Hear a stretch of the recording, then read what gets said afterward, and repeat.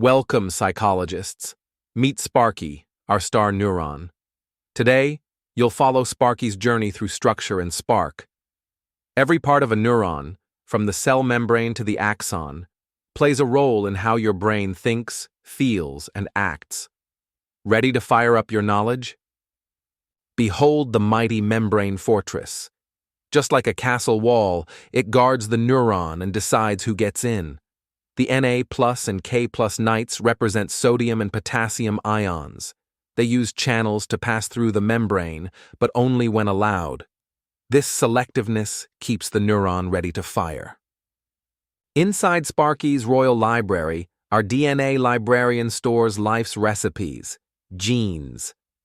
These are copied into mRNA scrolls and sent to ribosome builders who use them to cook up proteins.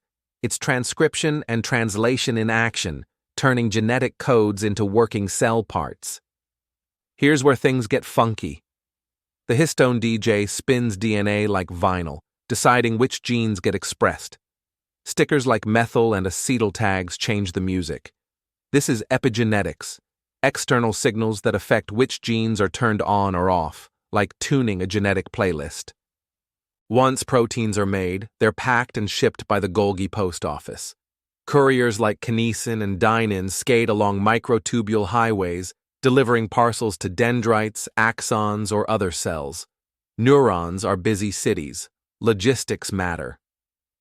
At rest, Sparky chills at -70 millivolts, like soaking in a spa, but once enough stimulation arrives, whoosh, he surfs an action potential, a wave of electrical charge racing down the axon. This is how neurons send messages, a calm before the spark. Time to ride the myelin maglev. Instead of crawling along the axon, the impulse jumps between nodes of Ranvier like a bullet train. This leapfrogging, called saltatory conduction, makes signal transmission much faster and more efficient. In Sparky's dendritic boardroom, every input gets a vote. Excitatory signals, EPSPs, say go, and inhibitory signals, IPSPs, say stop.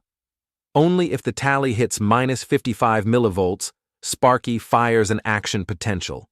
It's all about the sum of inputs. With optogenetics, we insert special proteins like channel rhodopsin that open when hit by blue light. I shine my laser, and voila! Sparky activates. This powerful method lets researchers control neurons with light, revolutionizing brain research. Let's take a moment to celebrate, team. Look around. You've just journeyed through the microscopic marvels of a neuron. From the cell membrane fortress to the protein-packed Golgi mailroom, each character you've met plays a role in turning structure into spark and spark into signal. We saw how DNA in the nucleus writes the recipes, and ribosomes cook up proteins using RNA instructions.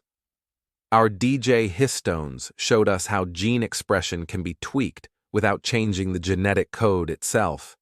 With help from the Golgi couriers, proteins get shipped across the neuron to where they're needed most. Then came the magic moment, electrical activity. At rest, a neuron is calm and charged, -70 millivolts. But once the right mix of inputs arrives, -55 millivolts threshold, the action potential fires. This spark surfs the axon, especially fast when riding the myelin bullet train via saltatory conduction. And guess what? You can now control neurons with light using optogenetics.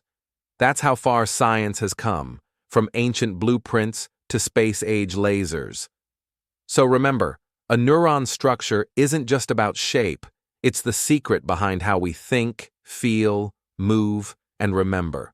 Structure fuels the spark becomes a signal, the signal becomes you. Now go on, keep those synapses firing.